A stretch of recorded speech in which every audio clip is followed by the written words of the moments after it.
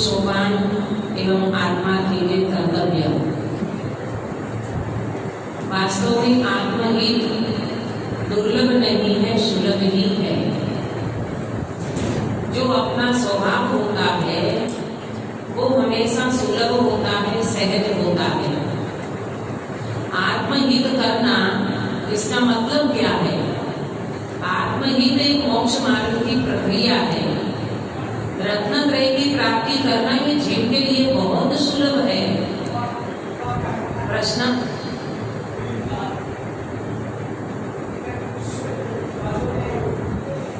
फिर प्रश्न ये हो सकता है, यहाँ उपयोग लगाइए, प्रश्न ये हो सकता है अगर रत्नत्रय इतने सुलभ है तो आज तक प्राप्त क्यों नहीं हुआ? प्रश्न होता है ना। वो इसीलिए नहीं हुआ कि जीव ने अपना लक्ष्य नहीं बनाया। अज्ञानता के कारण, मिथ्यात्व के कारण, विपरीत मान्यता के कारण ये जीव ने वास्तव में अपने को भूला और परमेश्वर की कल्पना करी। पर ये जीव ने वास्तव में अपना पूरा का पूरा एकत्व, ममत्व, कर्तव्य, भोक्तृत्व, ये सारी खूबियों के कारण ये जीव अपना हित खो बैठा।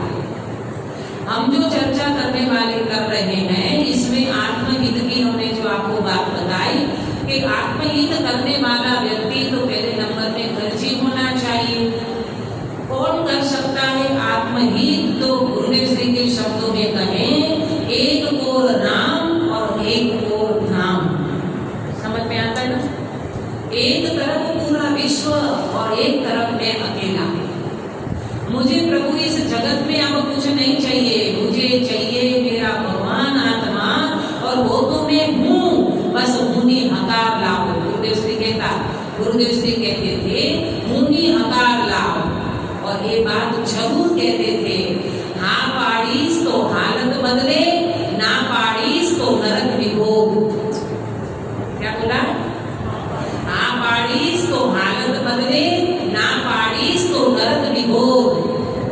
अगर तू भगवान आत्मा की हाँ नहीं पाड़ेगा, तू अगर भगवान आत्मा हूँ ऐसी तेरी हकार अंदर में नहीं आएगी, तो समझ लेना नरक और विभोग तैयार है।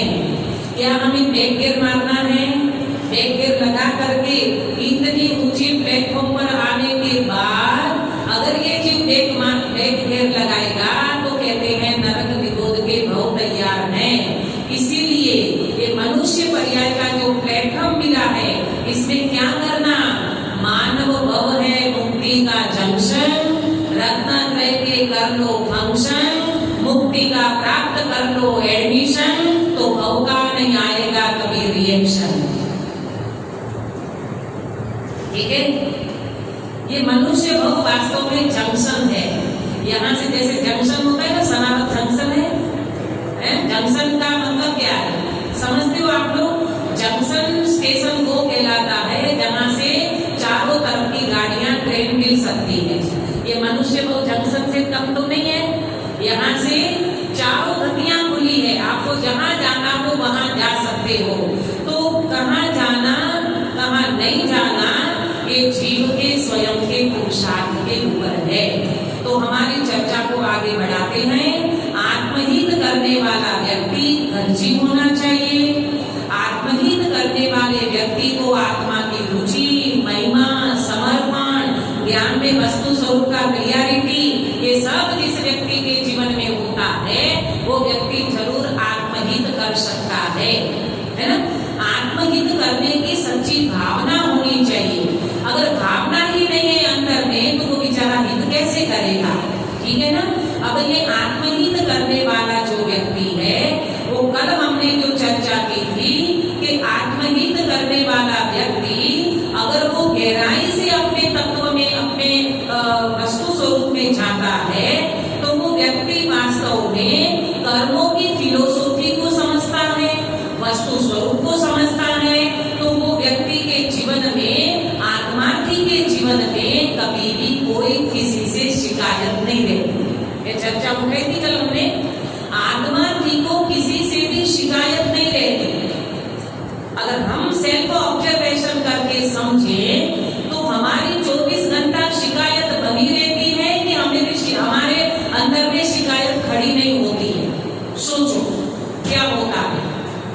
शिकायत बनी रहती है ना। घर में शिकायत, परिवार की शिकायत, समाज की शिकायत, संस्था की शिकायत, मंदिर की शिकायत, ट्रस्टियों में शिकायत, शिकायत बनी ही रहती है। क्यों?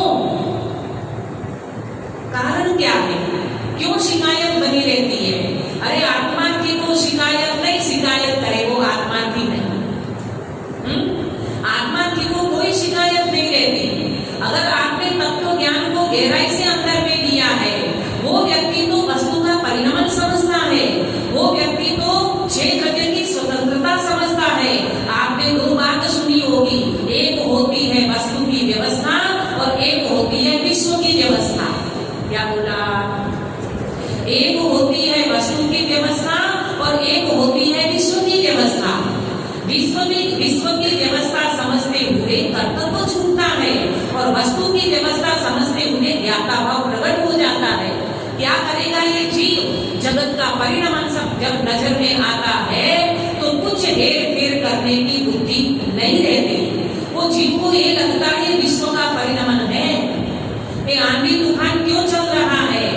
ये बिना मौसम से बारिश क्यों हो रही है? वस्तु का परिणमन, जगत का परिणमन, उद्गल का परिणमन, ये जिस जीव को नजर आता है वो व्यक्ति कभी शिकायत नहीं करेगा। आया समझ में? बात समझ में आ रही है ना सभी को? और हम शिकायत क्यों करते हैं?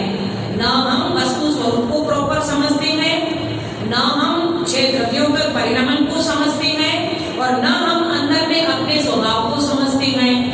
तो हमें संयोगों की ओर दृष्टि जाती है और संयोगों का फेरफार होता है, संयोगों में उतार चढ़ाव होता है, संयोगों में कुछ बदलाव होता है। तो ये व्यक्ति एकदम से घबराहट होती है और ऐसा लगता है कि मेरे अनुसार होना चाहिए, मेरी इच्छा के अनुसार परिणाम होना चाहिए। अरे भाई विचार तो करो, अपने ये बाल जो सफेद होते हैं ना, एक बाल सफेद हो गया उसका काला करके दिखाओ। दूसरों की बातों तो छोड़ो, समझना बहुत प्रैक्टिकल चर्चा है। आपको लगता होगा कि दीदी कोई शास्त्र लेकर के तो बैठती नहीं, ये सारे शास्त्रों का निचोड़ है। हमारे जीवन में इतने साल बीत गए, अभी तक जिनको लगता नहीं है कि मुझे आत्महित करना है, मुझे आत्म कल्याण करना है। अगर तुम्हें आत्म कल्याण करना हो तो ये सारी बातें बताइए शास्त्रों में। ये बातें बता रहे हैं सर्वज्ञ भगवान के प्रथम में प्रथम, प्रथम में प्रथम तू आत्मा की बन। और आत्मा की बनने के लिए सर्वस्व समर्पित होना चाहिए। आत्मा की बनने के लिए अकेले आत्मा के अलावा कुछ नहीं दिखना चाहिए। हम बाहर की बातों को छोड़ो, धर्म मार्ग के आने पर भी, मंदिर में आने पर भी हमारे अंदर में क्या क्या चलता रहता है। हाँ, जगह अपनी प्रॉपर जगह पे रोज बैठते हो, वहां मंदिर में जगह न मिले तो बताना कैसा मन कैसा होता है, अंदर में क्या क्या तकलीफें होने लगती है। ये मेरी जगह है, इस जगह पे आप क्यों बैठ गए? अरे भैया थोड़ा उदय का विचार करो। नहीं आता इस जीव को विचार। क्यों? क्योंकि ये जीव को कुछ न कुछ शिकायत बनी रहती है। इसलिए एक बात को हमेशा याद रखना, संयोगों का बिछड़ने का बोध और संयोगों की भिन्नता की स्वीकृति हर समय होना चाहिए। रिपीट करोगे बेटा? कौन रिपीट करेगा? नहीं सुनाई दे रहा है? संयोगों का बिछड़ने का बोध, आप बोलोगे एक समय में याद रह जाए, एक बार में ऐसे हम अकलन थोड़ी बैठे हैं यहाँ पर, तो मैं दोबारा बोल रही हूँ, ठीक है? क्या बोला? संयोगों का बिछड़ने का बोध और संयोगों की भिन्नता की स्वीकृति हर समय होना चाहिए। तभी तो प्रथमानुयोग भरे पड़े हैं। जब संयोग बदल जाते हैं तो रामचंद्र जी को क्यों विकल्प नहीं आया? रामचंद्र जी को अंदर में क्यों तकलीफ नहीं हुई? अपना तो जरा सा प्रोग्राम कैंसिल हो जाए ना, फिर माथा घूम जाए। और इतनी मेहनत करके सारा प्रोग्राम सेटिंग किया था, मैंने इतनी मेहनत करी, कंप्यूटर पे देखा, मैंने टिकटें निकाली, मैंने ऐसा किया, मैंने वैसा किया, प्रोग्राम कैंसिल, माथा घूम जाए, क्योंकि हम उदय का विचार नहीं करते। आया समझ में? बहुत बहुत प्रैक्टिकल चर्चा है प्रभु। ये सब व्यक्ति को लगाना चाहिए, अपने अपने तौर पे समझना चाहिए कि हमें क्यों शिकायत बनी रहती है। इतना सारा शास्त्र का स्वाध्याय करते हुए, इतने सारे प्रवचनों को सुनते हुए और निजी स्वाध्याय करते हुए भी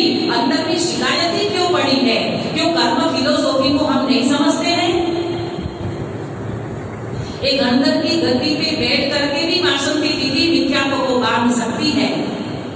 कैसे? हाँ, प्रैक्टिकल करो, समझ में आ जाएगा। यहाँ बैठने के बाद में प्रवचन करके ये सनावत से मैं जाऊं और ये सनावत से पहले जब आप हमें विदाई दोगे और उस समय अगर आपने 2 शब्द हमारे लिए कुछ नहीं बोले तो देखो अंदर में क्या लगने लगता है। चेक करें अपने आप को। प्रभु, ये आत्मार्थी का काम नहीं है। आत्मार्थी को कोई शिकायत नहीं रहना चाहिए। दोबारा सनावत में कौन आएगा? उन्होंने हमारा बहुमान नहीं किया, उन्होंने हमको आदर नहीं दिया, उन्होंने हमको सम्मान नहीं दिया, मंच पे नहीं बुलाया, ऐसा नहीं किया, वैसा नहीं किया। अरे रे प्रभु, विचार करो, आत्मार्थी को कोई शिकायत नहीं होती। आया समझ में? आत्मार्थी पना बहुत बड़ा वजूद रखता है। आत्मार्थी को कोई शिकायत नहीं होती। आप कहोगे दीदी अभी आप धरती पे बैठ के बोल रहे हो, जब नीचे उतरो और आपको कोई नहीं बुलाए तब पता चलेगा। प्रभु, नहीं बुलाए तब पता चलेगा, लेकिन पता तो अपने को यहाँ का करना पड़ेगा। भले आज अपनी कमजोरी हो, भले आप अभी अपन नहीं कर पा रहे हो, लेकिन एक लक्ष्य तो बनाओ कि मुझे आत्मार्थी होना है। इसलिए गुरुदेव श्री कहते थे, बातों ना बातों की बढ़ानो खाए। ये बोलने का मार्ग नहीं है, ये कहने का मार्ग नहीं है, ये कथन करने का मार्ग नहीं है, ये बोलने से बात बनने वाली नहीं है। ये तो वास्तव में वेदन का मार्ग है। ये वाचा का मार्ग नहीं है, ये वाचा वाला नहीं है, ये चर्चा मात्र करने का मार्ग नहीं है, ये चर्या में परिणमित होने का मार्ग है। बात समझ में आ रही है? तो आत्मार्थी को किसी की शिकायत नहीं होती। क्यों नहीं होती? आत्मार्थी को समझ में आ गया, ये जगत का परिणमन, ये वस्तु का परिणमन, ये उद्गल का परिणमन, ये शरीर का परिणमन, सब कुछ उसको नजर में आ रहा है और हम उनको फेरफार करने में लगे हैं। बाल एक सफेद हो जाता है तो हमें ये लगता है कि ये बाल सफेद क्यों हो गया, और उम्र छोटी है अथवा उम्र बड़ी भी है तो भी ये लगने लगता है कि मैं अच्छा दिखाऊं, मेरा अच्छा दिखना चाहिए, मेरा रूप अच्छा होना चाहिए, मैं गोरा, मैं काला, मैं दुबला, मैं पतला, ओहो मैं बनाना लगा रखा है। आत्मा की कभी गोरा, दुबला, काला, पतला, मोटा, छोटा यहाँ दृष्टि नहीं जानी चाहिए अगर वो आत्मा की जीव है तो। लेकिन हम इतने होशियार हैं, हमारी उम्र छिपाने के लिए बाल सफेद हो जाते हैं। हम इतने होशियार हैं, क्या करते हो? सही बताना, डाई लगाते हैं। आया समझ में? डाई लगा करके हम उम्र छिपाना चाहते हैं। अरे रे प्रभु, आपको समझ में आना चाहिए, ये कर्मों के उदय की विचित्रता को समझो।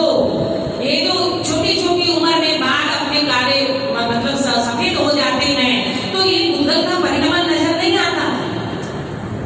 पहले जमाने में राजा महाराजाओं एक बाल सफेद देखते थे तो कहाँ चले जाते थे? बैराग्य की ओर, जंगल की ओर, मंगल स्वरूप की आराधना करते थे। और हम क्या कर रहे हैं? आया ना समझ में? इसलिए कहते हैं कर्म की फिलोसॉफी समझो, कहीं से भी किसी से भी कभी शिकायत नहीं होगी। आया समझ में? और ये वास्तव में आत्मा की जीव का काम है और सेल्फ ऑब्जर्वेशन करेंगे तो अपने को पता चलेगा। वास्तव में कहीं भी शिकायत करने की गुंजाइश ही नहीं बचती। जब आप जगत का स्वरूप समझो, जब आप क्षेत्र के परिणमन को समझो, वस्तु का स्वरूप समझो, हमें बताओ तो सही कि कहाँ शिकायत करने की गुंजाइश बचती है। सब ठीक चल रहा है, सब बढ़िया है, ऐसा क्यों हुआ, ऐसा नहीं होना चाहिए, ऐसा होना चाहिए, ये तो तुम्हारे मन की कल्पना है। वस्तु की व्यवस्था में ऐसा कुछ नहीं होता। आया ना समझ में? तो कर्म की फिलोसॉफी को गहराई से समझने वाला, तत्व ज्ञान को गहराई से समझने वाला व्यक्ति कभी भी शिकायत नहीं करता। और हमारा 24 घंटा शिकायत में जाता है। कभी पत्नी की शिकायत पति से, तो कभी पति की शिकायत पत्नी से, कभी घर वाले, कभी रिश्तेदार, कभी परिवार वाले, कभी संस्था वाले, कभी समाज वाले, कभी मंदिर वाले, लगाई रहता है शिकायतें। बंद करो ये शिकायतें, बंद करो। कैसे बंद करें? आत्मा की बनो, शिकायत हो तो बताना। आया समझ में? बहुत अंदर में सोचने जैसी बातें हैं प्रभु। ये सारे शास्त्रों का निचोड़ है। अगर हम इतने शास्त्र पढ़ ले और पढ़ने के बाद हमारी रोई की कोई परिस्थिति बनी हो, माने रोई की कोई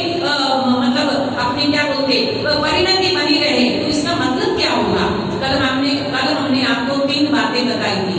एक होती है वस्तु स्थिति, एक होती है मनस्थिति और एक होती है परिस्थिति। समझ में आ रहा है? ये तीन प्रकार की स्थिति मैंने आपको बताई कि वस्तु स्थिति स्वभाव के अनुसार होती है, परिस्थिति उदय के अनुसार होती है और मनस्थिति परिणाम के अनुसार होती है। करो प्रैक्टिकल। मैं तो सच कहती हूँ, ये प्रैक्टिकल करे बिना काम नहीं होने वाला। और ये प्रैक्टिकल करने वाला व्यक्ति भले बोलना ना आवे, भले समझाना नहीं आवे, कोई बड़ी बात नहीं है। गुरुदेव सिंह तो कहते थे, बीजा ने समझावता ना आवड़े तो काई वांधो नहीं, पर तने समझ में आवी जाए तो तू समझ जा।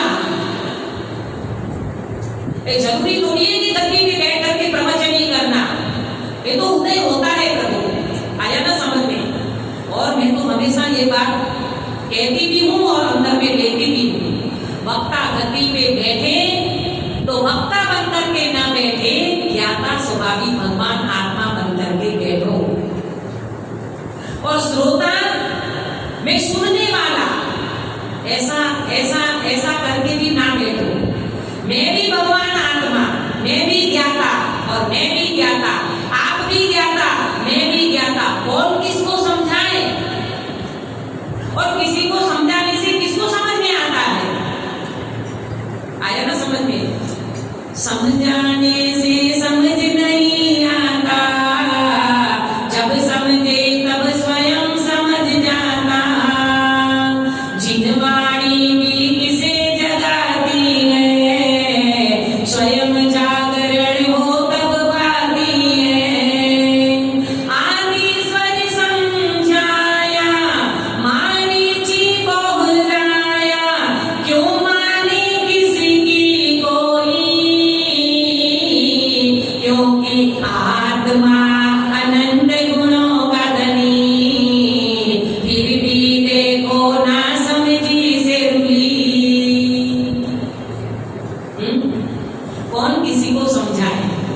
और समझाने से समझ में नहीं आता, और जीव जब स्वयं समझता है तब समझ में आता है। आ रहा है समझ में सबको? तो तीन प्रकार की स्थिति बताई, वस्तु स्थिति, परिस्थिति और मनस्थिति। अब इसका प्रैक्टिकल करो। वस्तु स्थिति को समझने वाला व्यक्ति, स्वभाव को समझने वाला व्यक्ति, परिस्थिति कितनी भी बदले, परिस्थिति उदय अनुसार होती है ना, परिस्थिति कितनी भी बदल जाए वो शिकायत नहीं करेगा। ऐसा क्यों हुआ? रामचंद्र जी ने ये नहीं बोला कि वनवास के बदले, सॉरी, राज्य सिंहासन के बदले वनवास का प्रोग्राम कैसे बन गया। न कहते की और दृष्टि करते हैं, न दशरथ पिताजी का कोई दोष देखते हैं, वो तो विचार करते हैं मैं निर्दोष स्वभावी भगवान आत्मा, ये संयोगों का बिछड़ने का बोध और संयोगों की भिन्नता की स्वीकृति रामचंद्र जी के रग रग में पड़ी है। बात समझ में आ रही है? तो परिस्थिति उदय अनुसार होती है। बदलो परिस्थिति, हमें कोई तकलीफ नहीं है, हमें कोई शिकायत नहीं है। आपको पता है चंदना, नाम सुना है? चंदना कौन थी?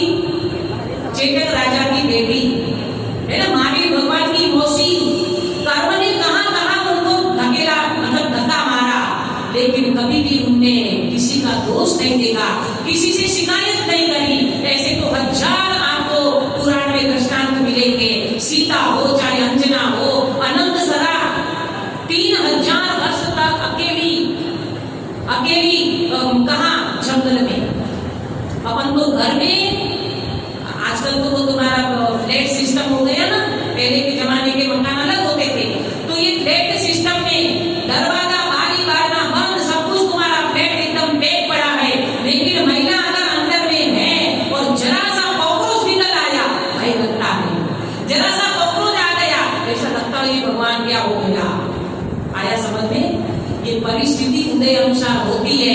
एक अनंत सरा 3000 वर्ष तक जंगल में रही, और आप सोचो तो सही, ऐसा कौन सा तत्व ज्ञान उनके अंदर में बैठा होगा, ऐसा कौन सा तत्व ज्ञान की गहराइयां उनके छूली होगी कि 3000 वर्ष अकेली जंगल में रहने वाली एक अनंत सरा जब अजगर खाने को आया अंतिम समय में, पिताजी को कहती है, हे पिताजी अभयदान दो। क्या बोली? पिताजी मत मारो ये अजगर को, अभयदान दे दो। मैंने तो अपने अंदर में समाधि मरण की तैयारी कर ली है, मैंने चारों आहार का त्याग कर लिया है। एक है हमारे आत्मार्थी का जीवन, और ये आत्मार्थी को न अजगर से शिकायत है, न कर्मों से शिकायत है, न उदय से शिकायत है। वो परिस्थिति उदय अनुसार बनी है, ये मेरा हिंदू कर्म का उदय है। और हमारा समय सारणी दृष्टि का जो ग्रंथ है वो ये कहता है उदय उदय में है, उद्योग में उदय नहीं होता। कर्म का उदय तुझे छुआ नहीं है।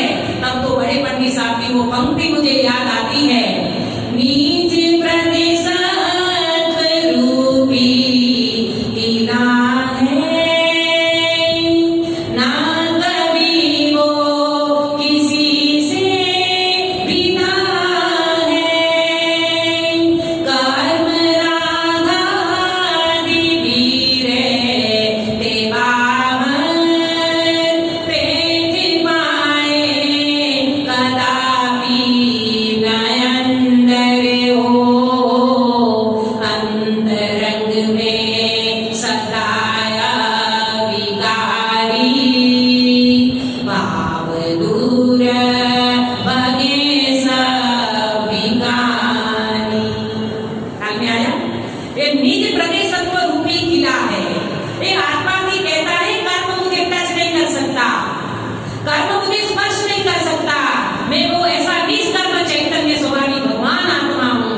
पुण्य और पाप का उदय चाहे कैसा भी आ जाए, परिस्थिति चाहे कैसी भी बदल जाए, मैं वो नहीं बदलने वाला चैतन्य तत्व हूँ। ये जीव को अंदर में प्रैक्टिकल वेद विज्ञान करते हुए समझ में आता है। इसलिए कहते हैं अंतर्मुखी। बड़े पंडित साहब की सभा में एक बार प्रश्न पूछा बड़े पंडित साहब ने। प्रश्न ये पूछा, प्रवचन चलते थे तो पंडित साहब ने प्रश्न पूछा कि आपको समझ में आ रहा है या नहीं, तो क्या जवाब आएगा? हाँ हाँ पंडित साहब हमें सब समझ में आ रहा है। एक भाई बोले पंडित साहब हमें सब समझ में आ रहा है। पंडित साहब का उत्तर सुनो। पंडित साहब बोले भाई बोल तो देते हो सब समझ में आ रहा है, परंतु अंतर्मुखी हुए बिना समझ में नहीं आता। क्या क्या क्या बोले? अंतर्मुखी हुए बिना समझ में नहीं आता।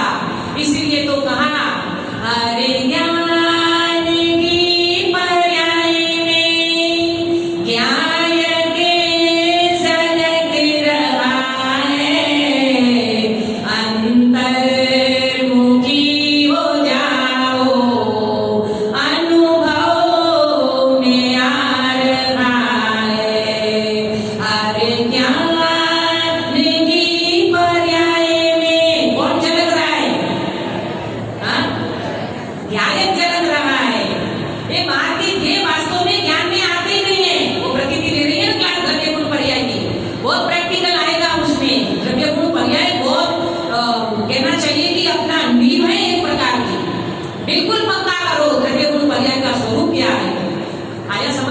परिस्थिति उदय अनुसार होती है। पलट जाए उदय, आज पुण्य का उदय है, कल पाप का उदय भी आ सकता है। आज अरबोपति है, कल वो रोडपति भी बन सकता है। एक पुण्य पाप के उदय की विचित्रता जब समझ में आ जाए, कर्म की उदय की विचित्रता समझ में आ जाए, तो परिस्थिति कैसी भी बन जाए वो व्यक्ति कभी अपने अंदर में शिकायत नहीं रखता। हमारे आदरणीय भाई साहब सुमन जी भाई साहब कहते हैं एक पुण्य और पाप का उदय कैसा है। पुण्य के उदय में तर्क काम, पुण्य के उदय में तर्क की जरूरत नहीं होती और पाप के उदय में तर्क काम आते हैं। अगर सीता रामचंद्र जी को ये कहती मैं तो बहुत साफ सुथरी आपकी पत्नी हूँ, मैंने तो कभी रावण की ओर दृष्टि नहीं करी है, आप क्या मेरी अग्नि परीक्षा ले रहे हो? एक बार पत्ते पत्ते को पूछने वाले रामचंद्र जी मेरी सीता मेरी सीता मेरी सीता उदय कैसा बदल गया? पुण्य का उदय पाप में बदलने में देर नहीं लगेगी, हम सावधान हो जाएं। सखी सीता माता तो सावधान थी, आखिर अग्नि परीक्षा में सीता माता का विजय हुआ वो एक अलग बात है, परंतु परिस्थिति बदलते हुए ज्ञानी कभी भी अपने अंदर में कोई शिकायत नहीं रखते। अपने अंदर में त्रिकाली ध्रुव भगवान आत्मा का जिसको छोड़ है अंदर में दृष्टि जिनकी बदली हुई है, वो व्यक्ति कभी भी किसी भी व्यक्ति का दोष नहीं लेता। किसी का दोष नहीं, किसी से रोष नहीं। क्या?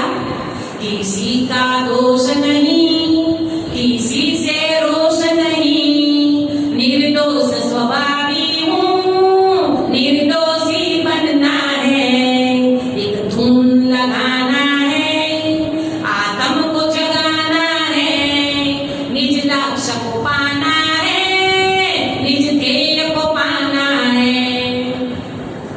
बोलो, किसका दोष, किसका दोष? हम तो दोष ही दोष देखते रहते हैं, और कुछ नहीं तो कानों में दोष का टोकरा ढोल दो। वो ऐसे हैं, वो ऐसे हैं, वो ऐसी है, वो ऐसी है ना? और कुछ नहीं समझ में आया तो हमारे कर्म का दोष है। आया ना समझ में? भाई कोई दोष ही नहीं है ना? ये निर्दोष स्वभावी भगवान आत्मा को नहीं देखना बड़ा दोष है। आया समझ में? जगत में सबसे बड़ा अपराध है जीव अपने को जीव रूप में नहीं स्वीकारता, ये सबसे बड़ा अपराध है। क्या शिकायत करते हो पर द्रव्य की? कहते हैं नहीं भाई, परिस्थिति बदलने में देर नहीं लगेगी। आज पुण्य का उदय है, कल पाप का उदय भी आ सकता है। आप सोचो तो सही, हमारी इच्छा के अनुसार होता क्या है? जन्म से लेकर आज तक जितना भी अपना जीवन बीता है, क्या हमारी इच्छा से इच्छा के अनुकूल बीता है? क्या हम उनमें क्या कर सकते हैं? एक व्यक्ति मनुष्य पर्याय को धारण करता है, एक व्यक्ति नरक में चला जाता है, एक व्यक्ति स्वर्ग में जाता है, तो एक व्यक्ति तीन गति का जानवर बन जाता है। बोलो, अपनी इच्छा के अनुसार क्या होता है? कुछ नहीं होता। तो ये सारा खेल किसका है? ये सारा खेल कर्मों का है, पुण्य पाप के उदय का है। लेकिन ये पुण्य पाप के उदय में अंदर में अगर तुमने सही पुरुषार्थ किया तो ये परिस्थिति बदल जाएगी। परिस्थिति बदल जाएगी माने उदय भले बदलेंगे ना बदले, परंतु ज्ञानी भगवान हमें सर्वज्ञ भगवान ये कहते हैं, अंदर में तेरी दृष्टि बदल गई होगी तो ये परिस्थिति तुम्हें जरा सी भी तकलीफ नहीं देगा और तुम्हें कोई शिकायत नहीं रहेगी। नहीं तो तीन खुले और हमारे गुजराती में बोलते हैं, सवार उगे में 70 समस्या। हाँ, दिन खुलता है और समस्या, आज सिर दुखता है, आज पेट में दर्द हो रहा है, गैस बन गई है, ये हो रहा है, वो हो रहा है। अरे भैया, ज्ञान हो रहा है। क्या हो रहा है? ज्ञान हो रहा है। जानने के अलावा वास्तव में मैं कुछ नहीं कर सकता। एक प्रैक्टिकल वेद विज्ञान अपने अंदर में 24 घंटा चलना चाहिए। अगर ये नहीं होगा तो ये परिस्थिति और ये मनस्थिति और ये उदय की ये सारी की सारी आपको बहुत ही सेल्फिश बना देगी। बहुत कंटाल जाओगे जीवन से, और जीवन को इतना अच्छा और सुंदर बनाना हो, बिल्कुल सहजता से वेद विज्ञान करते जाओ, कोई शिकायत नहीं रहेगी। आत्मार्थी बनने का प्रयास करो, और ये आत्मार्थी बनने के लिए आत्मार्थी की पहली बात, किसी से शिकायत नहीं होती है, किसी से शिकायत नहीं होती। आज तो मैं ये कहती हूँ, अगर आपका बहुत जबरदस्त पुण्य का उदय हो, महिलाओं से कह रही हूँ, आपका जबरदस्त पुण्य का उदय हो भाभी जी, आपकी बहू हाथ में आपको पानी दूध देती हो, चेत जाओ, चेत जाओ, गफलत में मत रहना। आज बहू आपको हाथ में दूध और पानी दे रही है, कल पाप का उदय आ गया तो वो देखने को तैयार नहीं होगी। मैं आपको कोई ऐसा नहीं कह रही हूँ, लेकिन ये परिस्थिति तो बन सकती है ना, पुण्य पाप के उदय का खेल तो आ सकता है ना। प्रभु, इन सारी चीजों में, इन सारे संयोगों में हम कैसे बोलते कि हम कैसे स्वभाव की ओर जा सकते हैं? वो एक ही बात है, आप आत्मार्थी बनो, स्वभाव की ओर दृष्टि चली जाएगी। बात समझ में आ रही है? अब ये आत्मार्थी जो जीव है, उनका तत्व ज्ञान इतना पक्का होता है।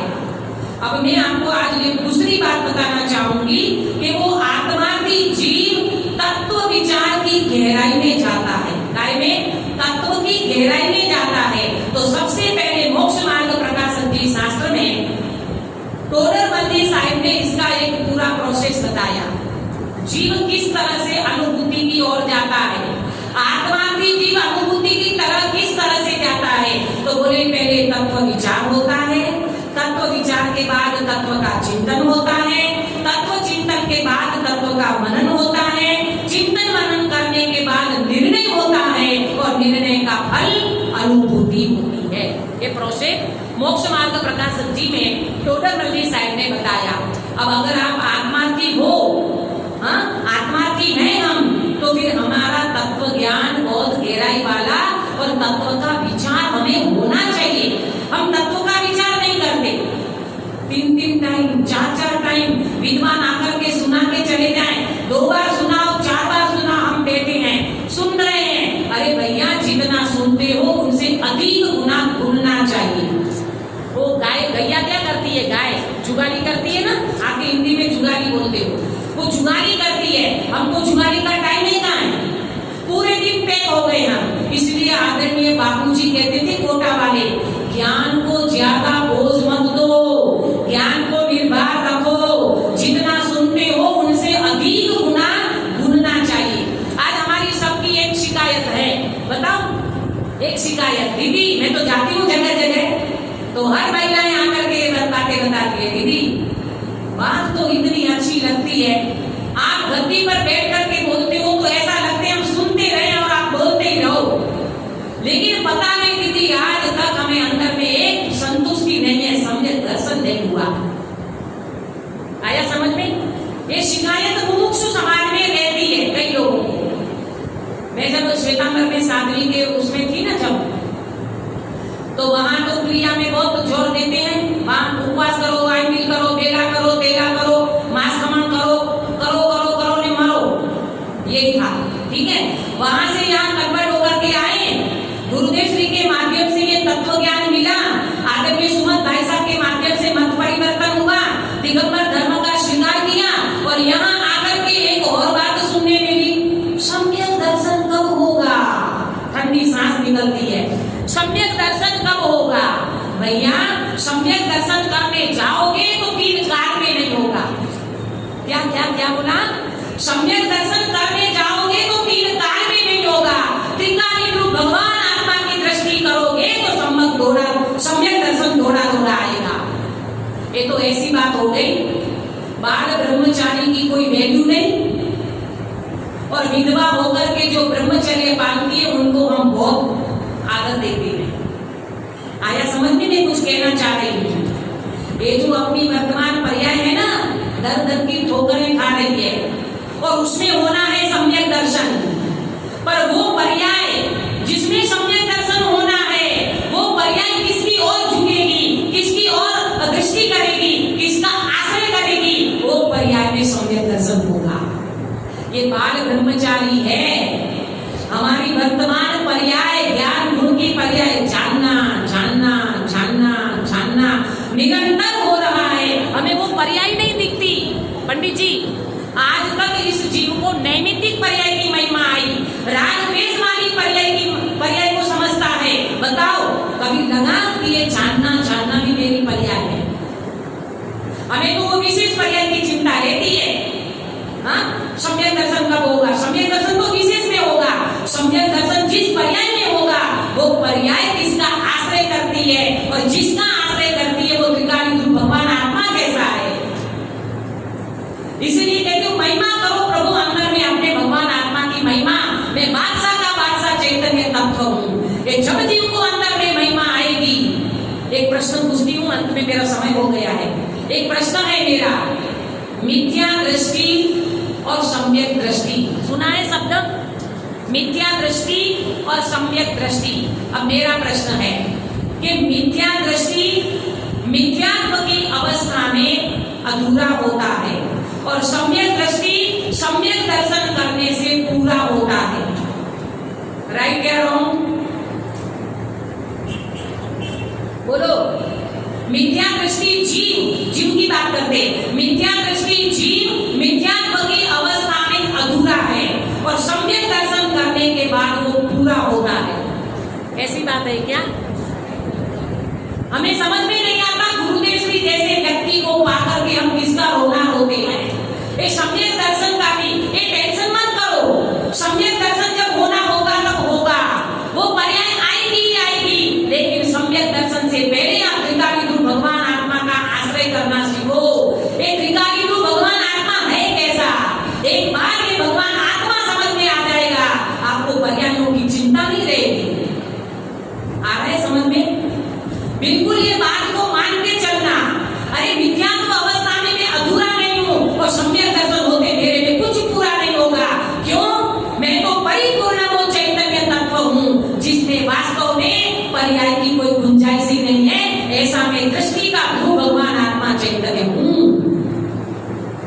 में आ रही है?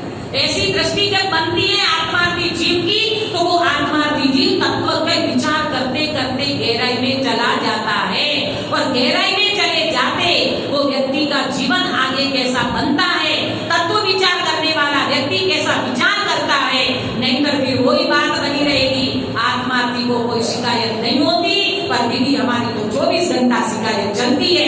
अब 24 घंटा शिकायत चलती है तो आपको न प्रॉपर कर्म सौंपी का ज्ञान है, और न हमें वास्तव में अपने त्रिकालिक रूप भगवान आत्मा, हमारा वस्तु स्वरूप, ये किसी का भी प्रॉपर ज्ञान नहीं होगा, और उस तरह का प्रैक्टिकल नहीं होगा, वेद विज्ञान नहीं करेंगे, तो ये शिकायतें कभी बंद होने वाली नहीं है। तो हम सब इस प्रकार का अंतरंग में अभ्यास करें, आत्मार्थीपना अपने अंदर में प्रकट करें। पूरे जगत के लिए मर जाओ, मैं जगत के लिए नहीं जीऊंगा, अब तो मैं मेरी आत्मा के लिए जीता हूँ, आत्मा के लिए जीऊंगा, क्योंकि मुझे खबर पड़ गई, मुझे मालूम पड़ गया कि वास्तव में आत्मा का हित करना यही श्रेयस्कर है। तो हम सब ऐसे आत्मार्थी बनने के लिए प्रथम नंबर में शिकायत को बंद करें, और दूसरे नंबर में आत्महित का दूसरा सोपान कि वो तत्व विचार की गहराई में जाए। कल हम चर्चा करेंगे कि तत्व विचार करने वाला व्यक्ति कैसे अंदर में अपने तत्व विचार को बढ़ाता है, कैसे वो ज्ञान स्वभाव को पकड़ता है, कैसे वो ज्ञान वेदन करता है, और ज्ञान वेदन करते हुए वो व्यक्ति को आत्मार्थी पने में किसी का भय नहीं रहता, वो निर्भय कैसे होता है, इसकी चर्चा अपन कल करेंगे। हम सब मोक्ष मार्ग में आगे बढ़ते हुए जिनेंद्र परमात्मा की देशना सुनते हुए हमारी अंतरंग परिणति को इतनी उज्जवल बनाए, इतनी निर्दोष बनाए, इतनी निर्मल बनाए कि प्रभु अब हम इस भाव में आने वाले नहीं है, अब हम भगवान बनने का पुरुषार्थ करें। इस मंगल भावना के साथ अपने बाप को विराम देते हैं।